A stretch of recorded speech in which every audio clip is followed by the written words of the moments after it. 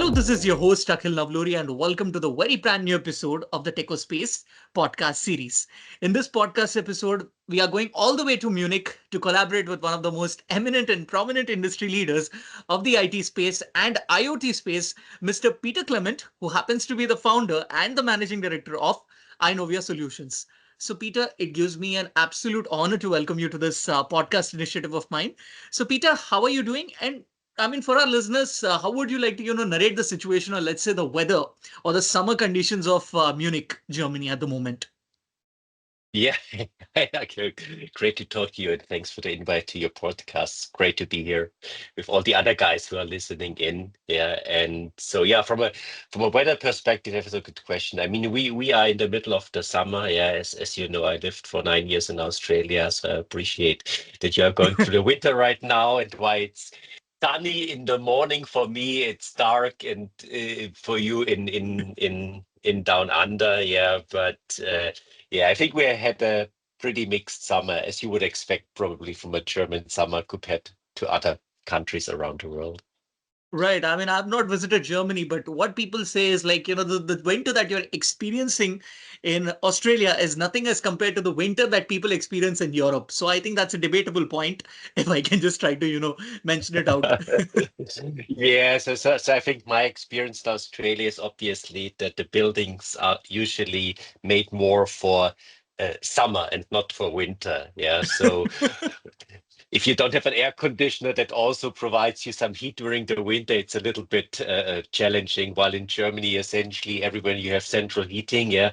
But then if you get summers like this year where it's up to 40 degrees centigrade, yeah, then Oh you don't my have an God. aircon in any house. So you go to the what would be the Bunnings in Germany and get your portable air conditioning systems and plug them into the power, yeah, and there you go. Yeah, so that's okay. But I should not complain.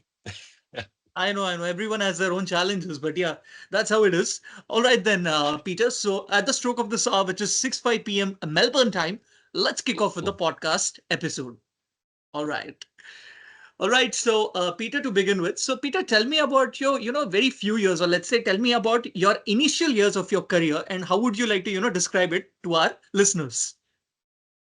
Yeah, I think I was seeking for the right way forward. Yeah, so I started my, if you want to call it my career, and become a professional trained banker.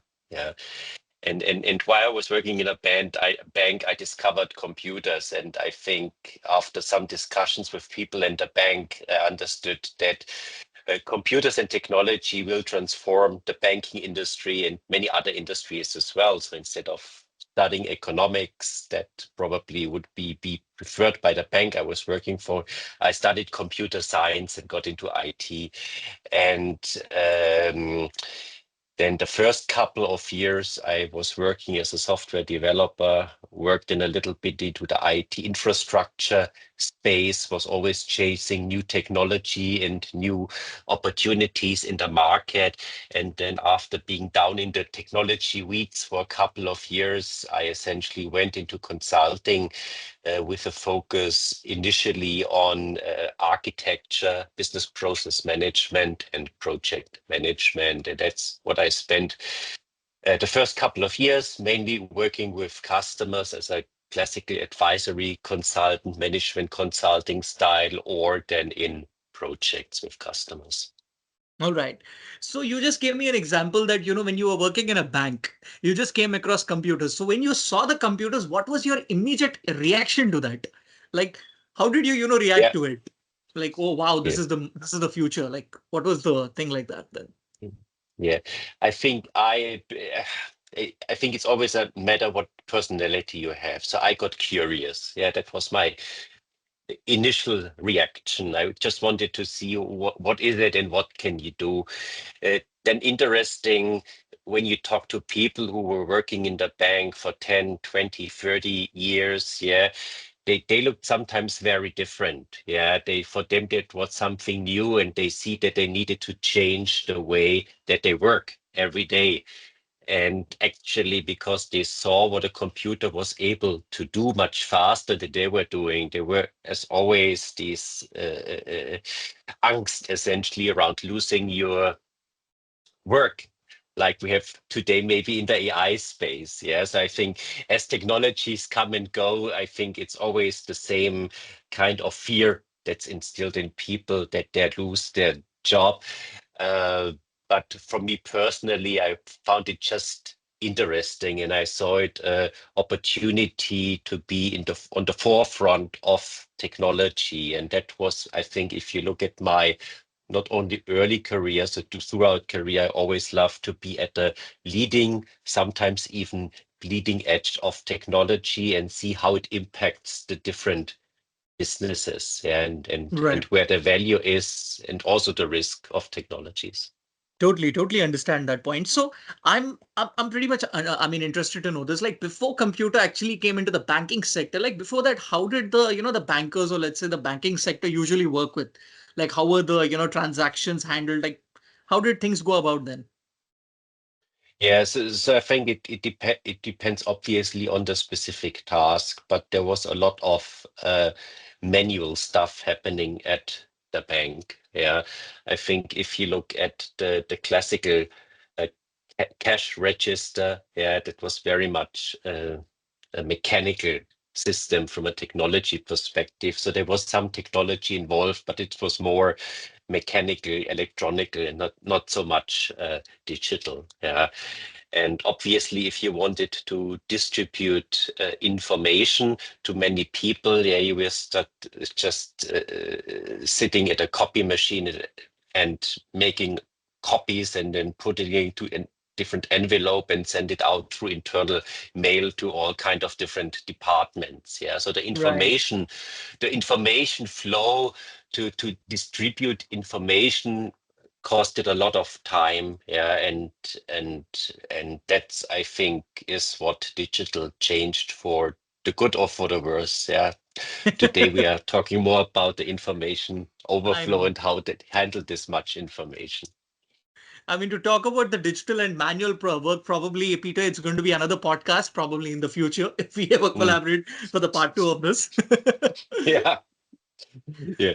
All right, Yeah, that's but you see amazing. the automation, I think if you look back for 20, 30 years, independent what the technology was, yeah, if it's a mainframe or mobile or it's automation is always a part of it, of course. Exactly. Yeah. Automation always, falls into the forefront, and it's pretty much crucial for, for the mundane task that people take over, I feel. Yeah, but then also if you look back in the last couple of centuries, yeah, and you define technology not only as digital technology, so technology in general, yeah, there have always been technology out there, the steam machine, for example. Yeah, there's always something out there that replaced physical labor or made physical labor easier for people. And I think with computers and digital, it's more the knowledge work, the mental work that gets essentially, yeah, partially replaced, yeah, and Exactly. partially also enhanced, yeah, depending how you use it. Absolutely. That completely, sums up the point on that. Now, I mean, as an MBA relatability, since I'm a person, since I've also completed my MBA, so as an MBA relatability, I just wanted to ask you this, Peter.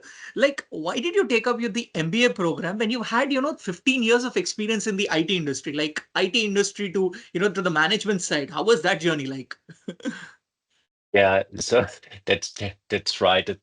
That's a good observation. I think I learned management on the job.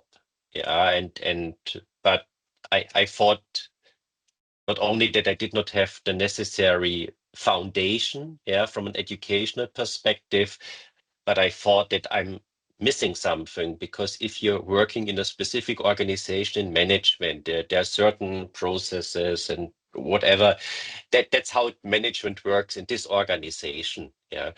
But if you are curious, you always ask yourself, is there not a different way or quote unquote better way to do the management side? And obviously, you will not learn it in your own firm because that's how they do management now. And Yeah. that's why I thought, okay, I need to understand what management in the ideal world, knowing that the ideal world out there does, of course, not exist. Yeah, uh, how the ideal work should look like. Yeah, and And so again, I was curious essentially what management could be, not what it currently is. And that's why I decided after 15 years to go back to school or university and do my MBA as well. So how was that feeling like, after 15 years of, experience in the IT industry, how was that feeling like again being the student? I mean, in the MBA program, was it exciting or?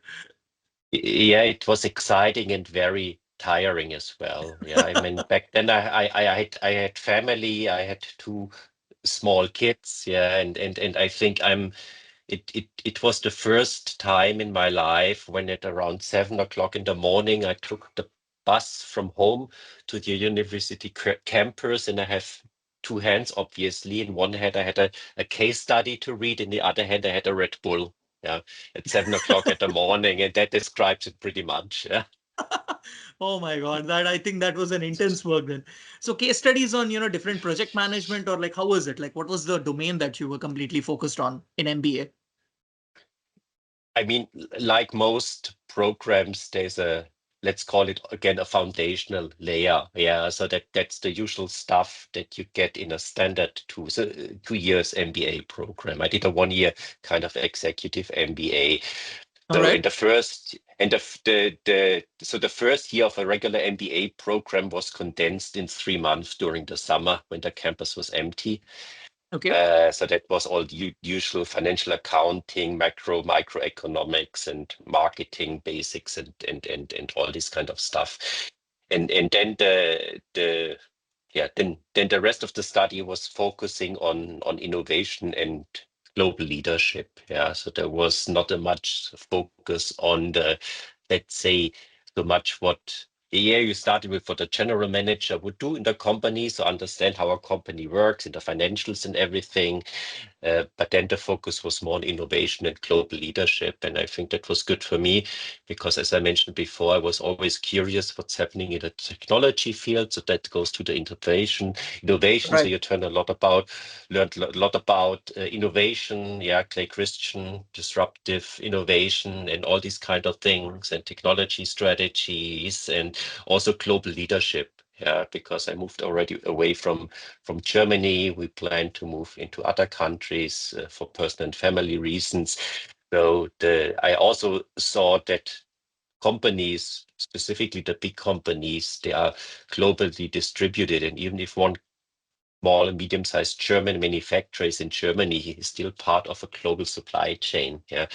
To understand how leadership styles and things operate in different regions and country was also an important component. That's a good insight on that, Peter. Now, Peter, heading on to this, I mean, this is one of my favorite topics to talk about, especially, and that is IoT. So, heading on to IoT, Peter. So, Peter, how did you first get into the IoT space, and why did you think that it's your current focus, or let's say focus for the coming? Yeah.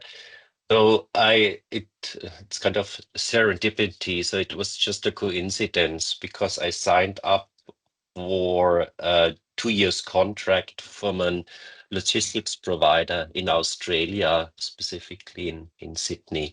They wanted to automate the container terminal. And I was just thinking back and was expecting a usual technology project, where you have maybe your data center with your compute and applications. You have cloud, obviously, and you need to connect this. But I was not very much aware that when you have big physical operations, like in a port, you also have local comms cabinets with edge computers in there on assets themselves, like cranes, for example. You have local industrial PCs, and sometimes these big assets and machines, they have sensors, because they need to be monitored if they're still working okay, something is still working or running hot or whatever. And that was the first time actually I came in contact with sensor technology on physical assets or in physical spaces. And that's essentially how I got into IoT. And again, I was very curious because until then I was very much working in on the commercial side, so the typical back office function, if it's financial accounting or HR or whatever, but not in actually the operational space, the physical, the manufacturing, the production space. And I found this quite fascinating. And I understood that on the one side, as an IT person, I can learn a lot from the guys who are into automation technologies. But on the other side, I also saw that IT can bring a lot to the automation space, which they not considered so far, because in the operational technology space, and I think that's still the case today, getting better, of course, in the last couple of years, also through IoT, but it's very siloed. It's very proprietary technologies. Systems are not talking to each other. Yeah. I mean, in the information technology space in IT, this problem was solved probably around the year 2000, how to integrate different kinds of ERP with a CRM or whatever. Yeah, but in the automation space, that was never needed because the IT was focused really on one machine or maybe one production line or whatever it is. Yeah. So, and I just found it interesting, and I understood that the the automation world and the IT world need to come together, Yeah. essentially, from a data perspective and planning perspective. And so I saw a huge potential for this IoT thingy happening over the next couple of years and being a growth market. So it was interesting again from a technology perspective for me, and I saw a growing market. Yeah, that was the reason why I decided to try to focus on IoT. That's amazing, Peter. Now, Peter, I mean, I know this is a little bit of, let's say a tricky kind of a thing, which I would just like to, ask you. Do you think there is a, there could be a collaboration of IoT with that of robotics, or if there is anything there like that? I mean, do you want to, name out any examples on that? Yeah, so yeah, you're talking about the robotics and IoT, and I think sometimes technologies develop in silos and then come together. And I think robotics is a great example uh, because, of course, a robot has sensor technology. He needs to sense his environment. Yeah, if this a lidar or video analysis from a camera, or or whatever it is, proximity sensor if someone comes close to the robot. Uh, so I think IoT depends how you define IoT. Yeah, that's the next thing. But if you say IoT is you have sensors and actuator on something, yeah. So you read data, you look at the data, and then you may decide to control something. And from this perspective, a robot is not different than a CNC cutting machine in a manufacturing plant. From my perspective, just that it's a mobile machine at the end of the day. Yeah, and Exactly. now it become and now it looks obviously always more human like compared to a production machine, but it's the same thing. And why we started with the AI topic then, um, also in the IoT space, specifically around digital twins and all these kind of things. You now see for some time already now that AI is also coming to the robots. Yeah, so the data that you gather from the sensors and from other systems, they are sometimes looked at and analyzed and monitored by AI, and then AI could, in theory, decide what to do, what to do next. Yeah, and I think an interesting thing is, again, because AI is very much coming from the IT space, and you have these big data lakes and AI things, and they do something, yeah.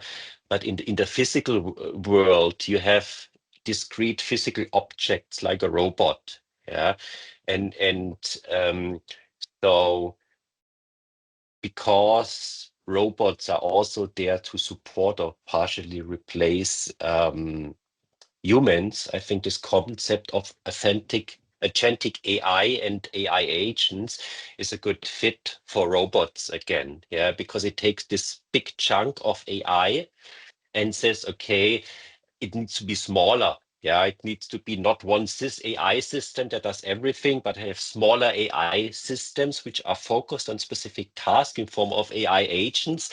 And that's Yeah. exactly also what a robot does. So I think that's an interesting. So all these stuff somehow comes together from a technology perspective. That's an amazing explanation, Peter. That really sums up the point and gives me a complete understanding on that. That's pretty much good to know. Mm. And now, Peter, I've just come to know that you have been part of different industry associations. So I wanted to understand like what are the types of industry associations that you are part of, and why did you think that you wanted to make your presence there? Yeah, so I think the industry associations form often when new technology comes on the market. Yeah.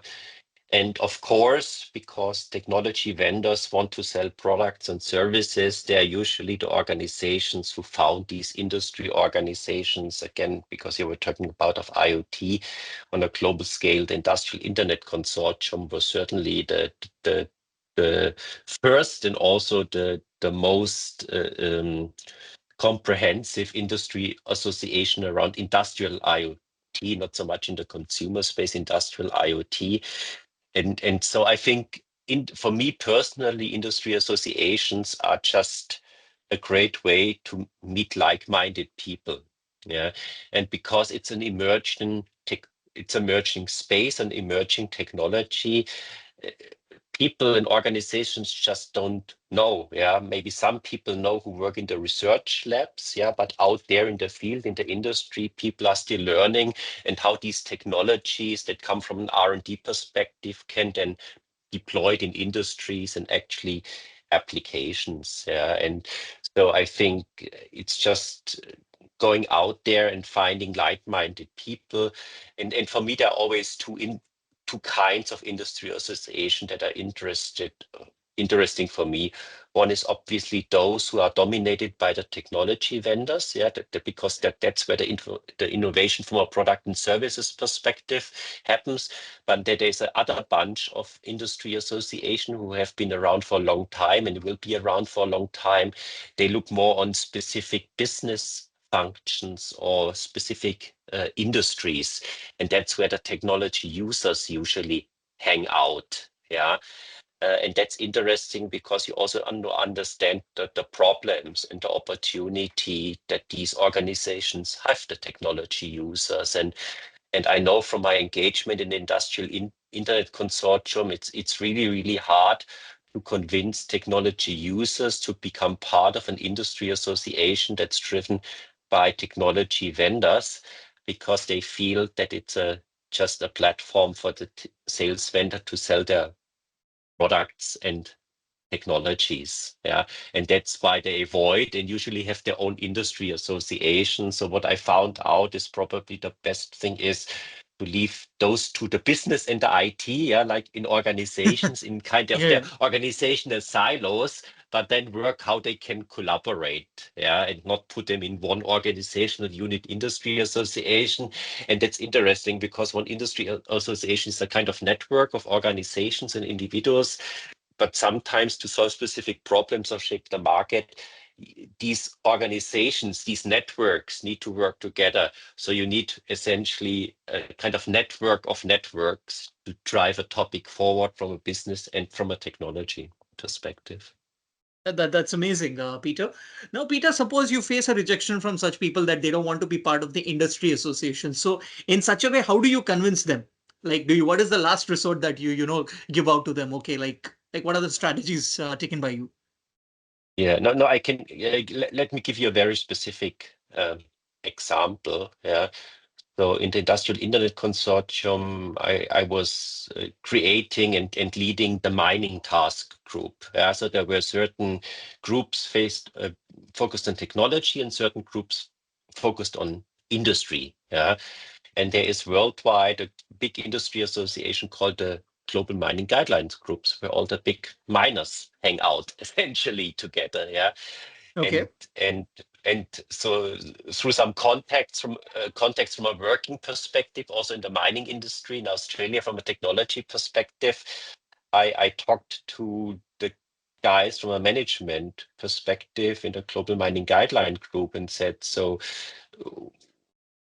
or some of the miners, essentially not the organization, but the miners like Rio Tinto and PHP, and said, why don't you come and there's IoT and industrial IoT that will impact you, and why do you join the Industrial Internet Consortium? And they said, no, I don't want to product vendors all the time calling me or sending me emails and want to sell stuff. And when you hear this a couple of times, you know that that will not work because they have legitimate concerns what will happen. That does not add value to them, but to the technology vendors. Okay. And so at the end of the day, we said, um, why don't we do a collaboration between the two industry association? Yeah, and we define essentially what we want to uh, create. So it's more about then again a collaboration between different organizational units, so to speak, than actually trying to convince individual members of one industry association to be also part of an under industry association. So it's additional cost because you have to pay membership. That's one thing, of Yeah, yeah, course. yeah. Yeah, yeah, but it's also just it's from the one side, the business side, and I understand it wants to keep the technology vendors a little bit at arm's length, essentially, not get too close with them. Yeah. Exactly, exactly. That's a right approach, and I really, really understand that. And I'm pretty sure that's why it's working wonders for you, probably in your industry association at the moment. Yeah, so no, I mean there are exceptions. I mean there's always a focus. I think industry associations, so the Industrial Internet Consortium was very driven by the technology vendors. Yeah, if you look at nowadays in the Industry 4.0 space, in the automotive industry with Catena X, yeah, Catena X, there are technology vendors in there, yeah, including myself, but it's dominated by the big automotive OEMs and suppliers. So they give the direction, yeah, and they tell the technology vendors what they want, yeah, and then they do it, yeah. So it's almost like this typical in IT, if you're a system integrator or whatever, or software vendor, yeah, you have a customer and you listen to the customer. Otherwise, you don't sell your product, yeah. And then it's a little bit a I know. similar dynamic, yeah. BMW or Ford says, I want to have this technology standard, yeah, in my global supply chain, yeah. I define it, I want it, and if you then want to offer a product and service, then please build in the standard in your product and service. And that's, by the way, I mean, you probably know ISO and understand that in W3C. Yeah, it's always hard to get standards implemented, often in software products, for example. Yeah, because software vendors, and I used to work for two big German software vendors in the past. They want to be proprietary and generate lock-in with the customers. Standards is the enemy of a customer lock-in. Yeah. But if you then, so it's easy for them to ignore standards that come from bodies like ISO. Yeah, because Right. ISO does not buy their products. Yeah, I but get that if point. Yeah. then, but if then a big global automotive OEM, and then maybe all of them say we want to have this standard, then even a big German software vendor that we all know and I mentioned here, they need to just say, okay, if my customer wants this standard, then I'm forced to build it into my product and get rid of my proprietary stuff. Yeah, and Right. that's something that I have seen the first time happening in Catena X in the automotive industry for a couple of years. But because this kind of approach is now getting into other industry like aerospace, semiconductor, and chemical industry, I could imagine that long term, instead of having this ivory tower um, standard bodies, yeah, I think they still survive. And what's interesting is you create a standard, yeah, from an industry body that's driven by technology users, and they push it out to their suppliers, to their technology suppliers to implement a standard, but they also then give the work that they did their own standard, Catena X standard, or whatever it is, and then they give it to ISO for official standardization. That's what I'm seeing, and I think that's I think so. I think the adoption of standard will accelerate in the future because how the system works was changed a little bit through Catena X and other Manufacturing X initiatives. Yeah. And if it works, it's still a big experiment. I Right. think that could shape how standards are developed and spread in the market in the future. Amazing, amazing, Peter. Now, Peter, heading on to this, like I've just come to know about this that you were part of a particular club. So I wanted to understand, like, why did you join the MIT, which is the Massachusetts Institute of Technology Club of Germany, serving as a director of sustainability? Like, what gave you that thought of being part of it? Yeah, so the question is always the organization. The second part is the role. Yeah, obviously, because I relocated back from Australia to Germany in 2020, and because I was a long time not in Germany, yeah, my Right. professional net my professional network was pretty much in shambles. Yeah, so what was not longer there really, because just if you move somewhere else, then you lose contact with organizations and people, or Yeah. people move on or whatever. So Yeah. so for me, it was also a way to build my professional network up again in Germany. The specific role, that was more a passion that I brought with me from when I did my MBA program at MIT, where I was part of a course called Leadership Lab with Peter Senge, who wrote The Fifth Discipline, pretty famous, I think, management book.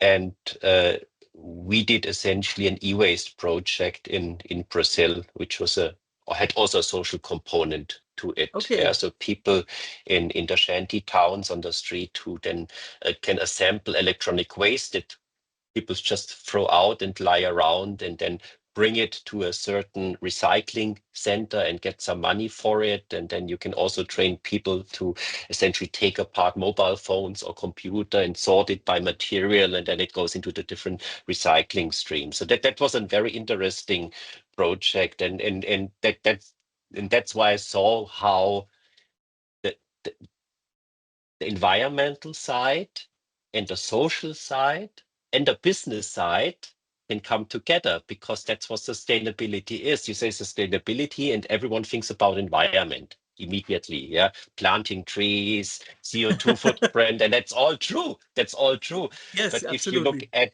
but if you look at actually where sustainability comes from the triple bottom line from John Elkington. Yeah, he also has people, planet, and profit. He has this three dimension. If you look at the UN Sustainable Development Goals, it's not only environment, it's also social, it's also infrastructure and business. So I think because sustainability was very much driven by the environmentalists, yeah, also from media perspective, most people associate sustainability with only the environment aspect. And anyway, but from a club perspective, but I saw in this project, and I just wanted to see what can be done around sustainability. Yeah, because I was convinced, and I'm still convinced, that the as a brand plays a big role how you can influence people and organization. Yeah, and because there's so much happening, also not only but also at MIT around sustainability, I thought we could do a lot. And it was also a timing is also sometimes important. It was just a time when Corona came out, yeah, and the Oh, whole world was talking about Corona.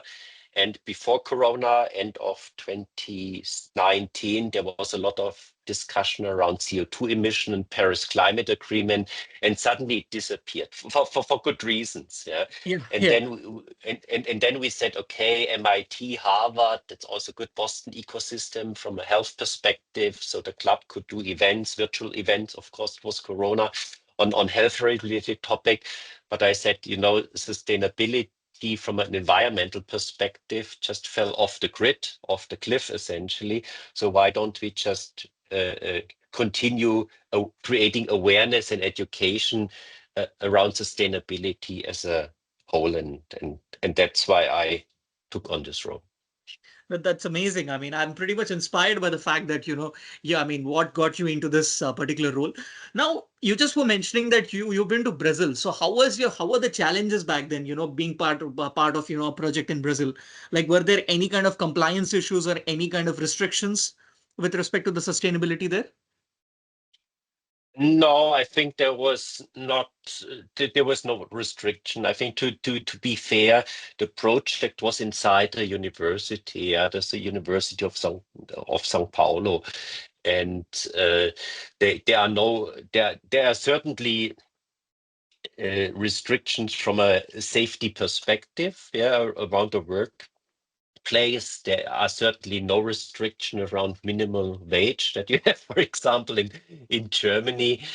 But if you as an organization start such a project, you are not after profit maximization. Yeah, of course, you need to make your money because otherwise you cannot operate. But it's this balance between doing something good for the people, for social component, for the environment, but also earning enough money essentially. Yeah, it was not a commercial organization that makes it, of course, a little bit easier.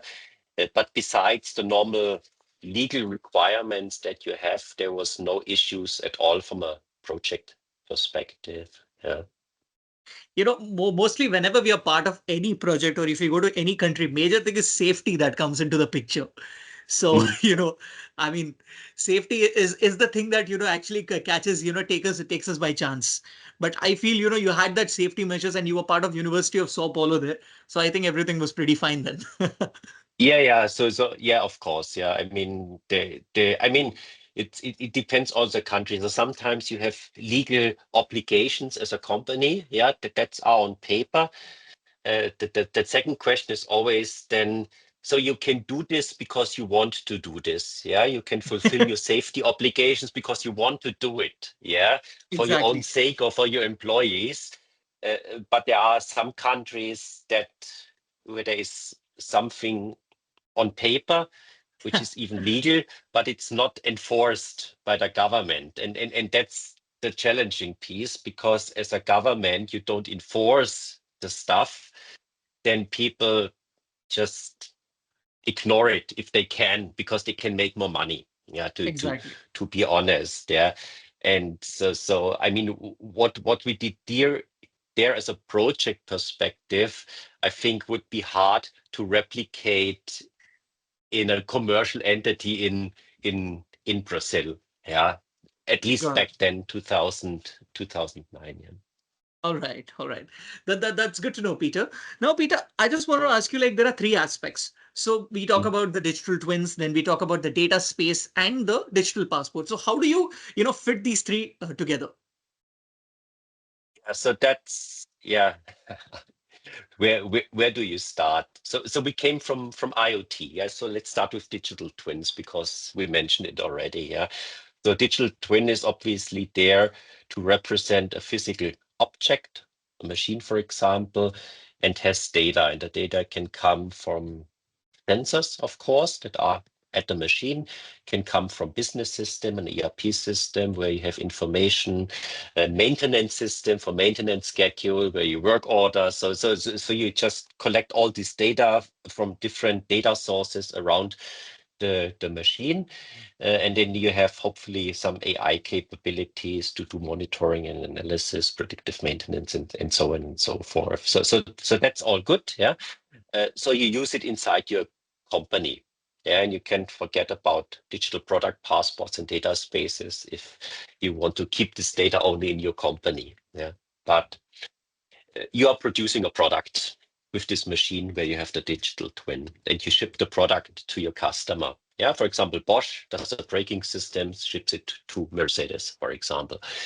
So with the physical product, you usually need to transmit information about the product. Yeah, a user manual, or whatever you want to call it, technical manual, standard operating procedures, whatever. And traditionally, this was done in paper form. Yeah, you see then in many companies having machines with big binders of paperwork, how things work. Yeah, even nowadays, if you buy a fridge, you get still the paper thing, how your fridge works. Yeah, at home, for example, how do I change the temperature and all these kind of things. Exactly. Uh, Yeah. and and and um, and or you send PDFs or whatever. You can do it, and that's how it's done. Yeah, but that's if you think about a user manual as a PDF or printed copy, that's just unstructured data.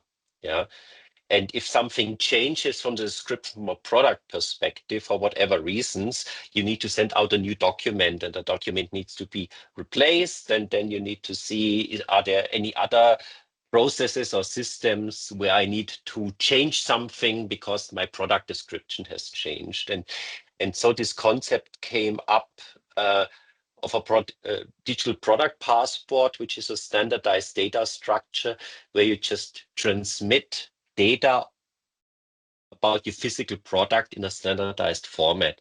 And I think it became, and that was pushed along by the whole discussion about the product carbon footprint and sustainability reporting, because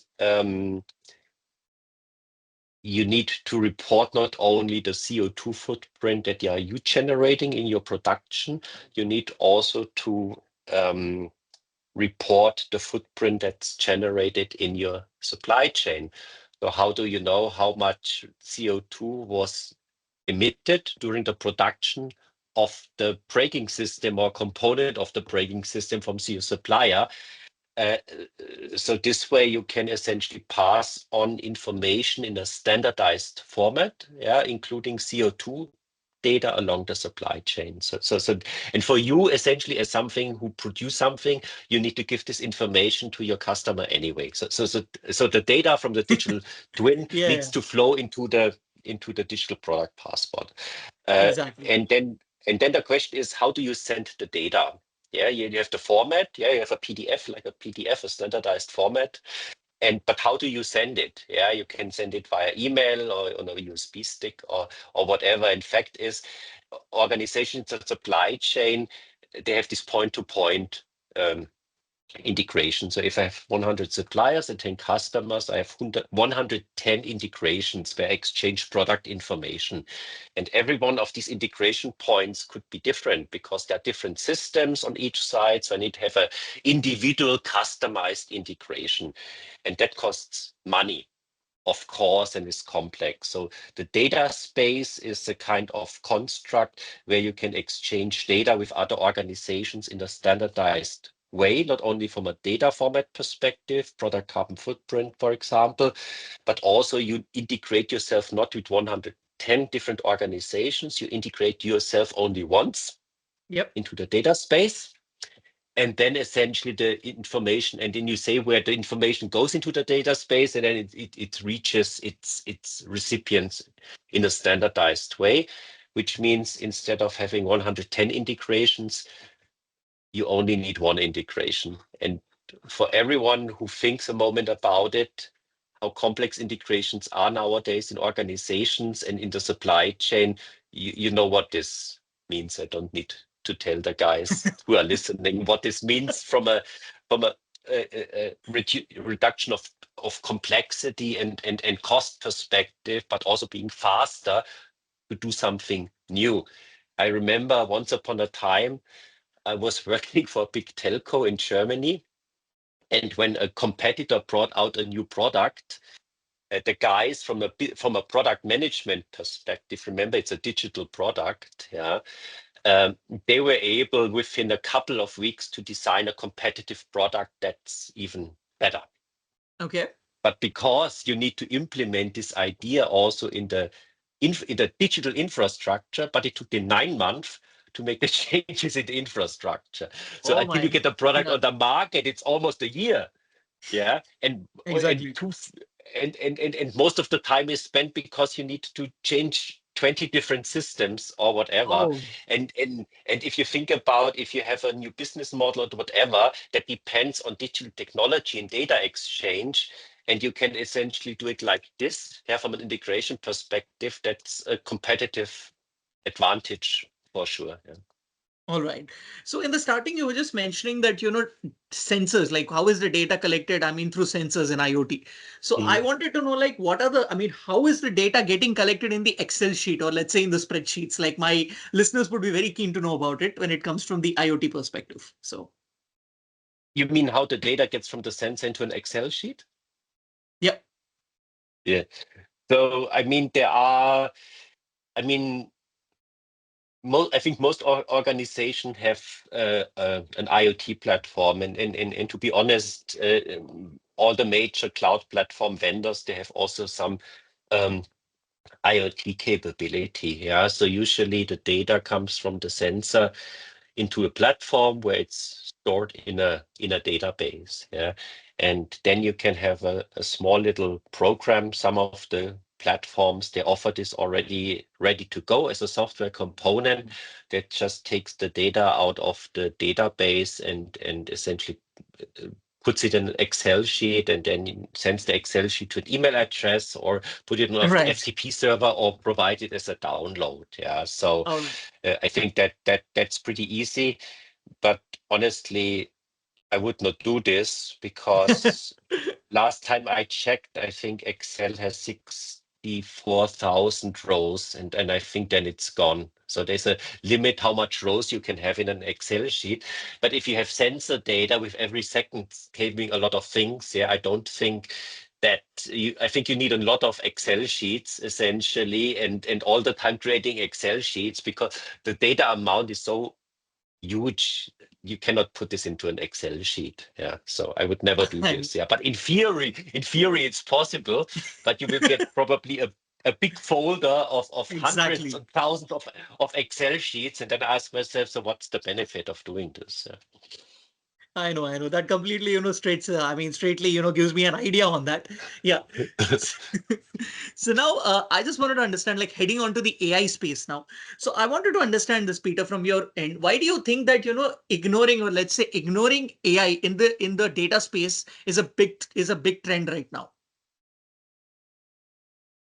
Yeah, so I think again, AI has been around for 50 years, 60 years, something like that. But most people have only heard about it since ChatGPT came out. Yeah, and Yeah, that tells you something about actually. and that tells you something about technology, because as a technology user or consumer, you suddenly see a new technology and say, how did this happen? But probably took 30 or 40 years to develop in many cases. And that's true. For example, when I studied computer science, which the listeners now can tell was a long time ago, I developed a neural network to predict share prices. Yeah. Oh, okay. On a small little PC with 16K RAM. Yeah. Just to give you a little bit of a perspective. So the concepts, so when I heard about AI and digital twins and deep learning, yeah, so I read an article in a magazine because I was curious what this is, yeah, with deep learning, and it was an article more for management, and I thought, okay, that's good enough for me. Yeah, I'm not out of the deep technology stuff, so I read a management article on deep learning, and I read through it and back propagation, and I thought, what? What? Weights, adjustment of weights, back propagation? I did this 30 years ago during my study in computer science. And yet it was presented, I was brand new. And that sometimes people don't if you're not into in in the innovation space, in the R&D space, yeah, that's frustrating because you see years and decades sometimes until technology comes out and adds value. So that's the frustrating part, yeah, if you see the process a little bit. Um, but that's how it is. So I think AI has been around for a long time.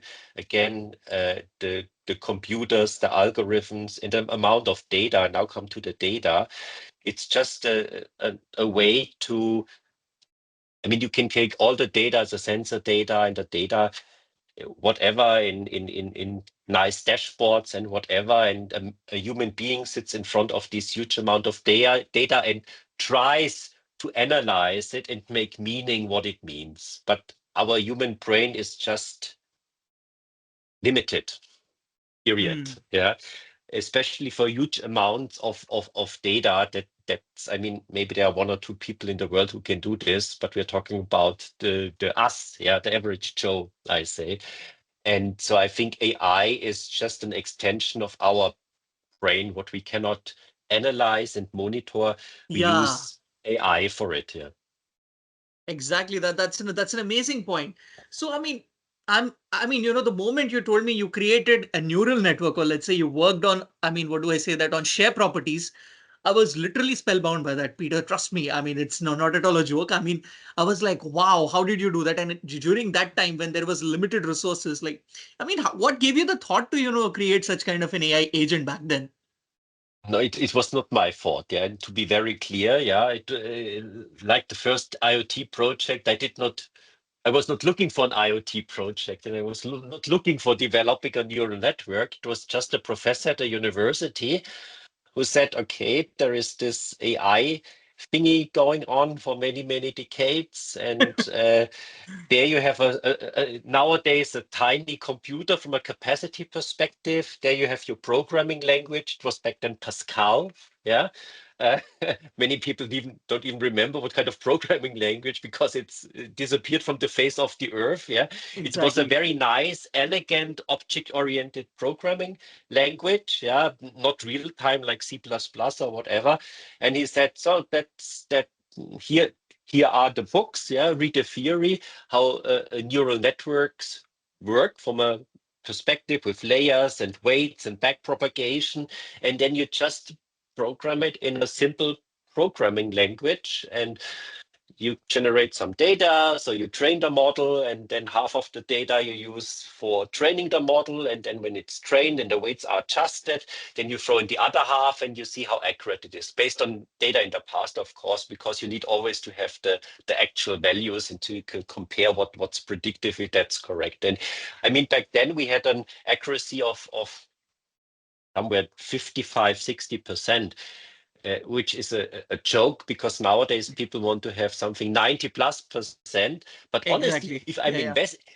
if I'm an investor and I'm right in 60% of the cases, that's great. You know, if I spend the same money all the time and the prediction is 60% right, then that's good. That's good enough. Yeah. I mean, Because you back then cannot that always win, you always sometimes need to lose. But if you can consistently get a 60% win rate, right. that's actually Yeah. good. Everything is a stepping stone, as they say. And once you just keep on putting that effort and getting that, consistency, I think there's nothing to beat that. Mm. Yeah. And to be honest, I mean, we are not talking about large language models or something like this back then, yeah, because that was not around. Yeah. And Hmm. that's also and that's also something that people sometimes think AI is ChatGPT is large language models, but that's only one part of AI. Very important, yeah. Right. Yeah. So the large language model and the tokenization and what's happening that's pretty new, also from a research perspective. But other things like machine learning and deep learning have been around for a long, long time. But for whatever reason, they did not find an application. And I think also the data was not there because you need a lot of data to Yeah. train the models, yeah, to make them Yeah. really good. So it's the amount of data available, then the compute powers with the GPUs from NVIDIA and so on and so forth. And then also new kind of algorithms like the LLM. I think that just came together and created this now huge hype around AI. I totally get the point. That's an amazing, let's say an analogy or let's say an insight on that, Peter. So, Peter, before we actually, conclude our podcast session, let's take a lighter route. At this, all while we were just talking about your MBA stint, then about your insight on AI, and let's say your insight on IoT and everything, and about your career in short. So now we'll take a lighter route. Let's nothing technical. We'll just talk about your likes and interests. So a quick rapid fire round in the form of that. I'm ready. Fire All right, whenever you perfect. will. Okay, I'm ready with the first question. So, Peter, tell me about this. Like, what is your favorite Bundesliga team? Honestly, I don't have a favorite Bundesliga team. The only time I'm interested in football or in soccer is every 4 years when Germany plays. Okay, the World Cup, you mean to say? The World Cup. Yeah. So there used to be a favorite team, but I think it still exists, but it's way off essentially. Yeah. So I stopped following soccer or football quite some Oh, time ago. may I know what is the football team that you used to follow? It's called 1860. 1860. Okay. DSV 1860. So it's in Munich. So they were back in the days. Yeah, there were two big teams in Munich. Yeah, Okay. the other one is probably well known with Bayern München. Don't need to Bayern talk Munich. about this. Okay. Yeah. Munich. Absolutely. Yeah, but I think and that's interesting. Yeah, there were times where the other club, which had the color blue, yeah, Bayern Munich is red, as you know, who essentially defeated them Bayern Munich regularly in the league. Yeah, but then they had and that's a very sad story. Then the Uh, management got changed. Yeah, and the new management of the blue club, so to speak. Yeah, they it was just bad management, so they got bankrupt. They could not um, afford buying players because it's now a money game in football. Yeah, yep. and they never recovered from its mismanagement. Oh, That's that's a the pretty fact. sad story, And they actually. never came back. Not because money buys you the good players, and if you don't have the money and almost bankrupt, you never can get back. If you don't find a big investor from the Middle East or whatever who gives you a lot of money. So maybe that happens in the future. I don't know. Yeah, but anyway. I got the point. I know West. I was about to come up with this point, actually. I follow Manchester United. I'm a huge Manchester United fan. So the rival team, I can't take the name of it, but I really don't like them. I really hate the Yeah. competition between them. I mean, they compare Manchester City and Manchester United. Manchester United has been winning trophies. Manchester City just started winning trophies. So, Yeah. So that's why I switched instead of then going to the instead instead of going from to the dark side of the power. Yeah, I decided to stay away from the dark side and just refocus on something different. that's actually a better choice to do, seriously. All Nah. right. All right, then, Peter. So, Peter, I just wanted to ask you this, like, what is your favorite Indian dish that you like to try always?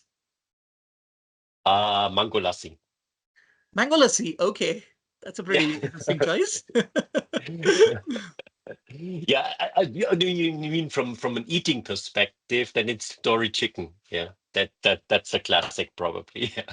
So Okay. tandoori chicken with a mango lassi. Yeah, that's if I'm not want to be too adventurous in an Indian restaurant, that's what I usually take. That's a safe bet, I believe.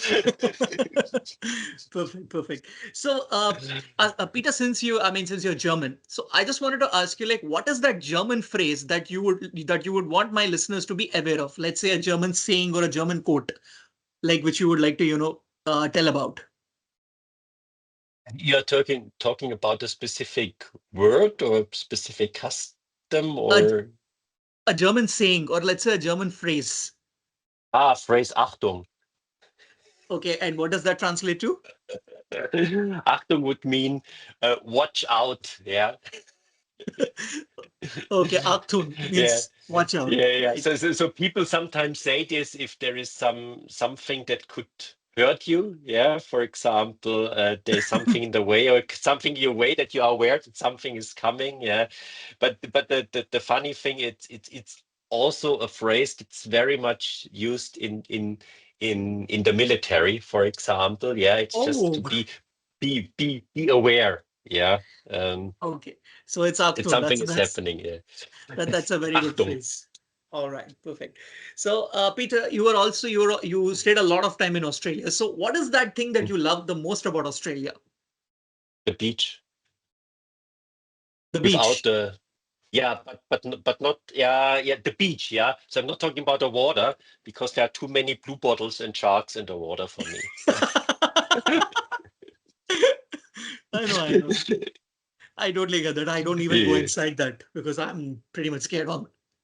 Yeah. No, honestly, I also enjoyed the the lives the lifestyle. I can tell you if you still have 30 seconds left, and maybe interesting story. At the beginning of my course at MIT, we took this kind of personality assessment. Yeah, Okay. Bricks or whatever.